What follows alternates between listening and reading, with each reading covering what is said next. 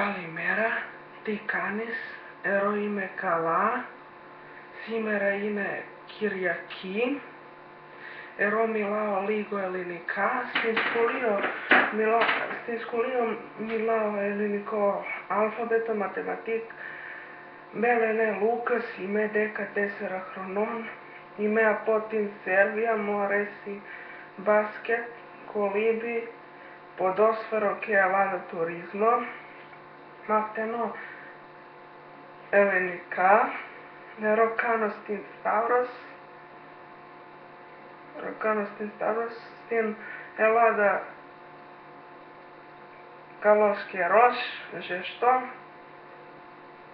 ελληνικό κουζίνα είναι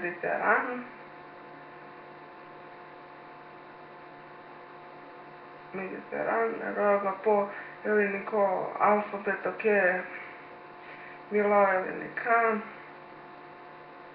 Ευχαριστώ. Αντίο.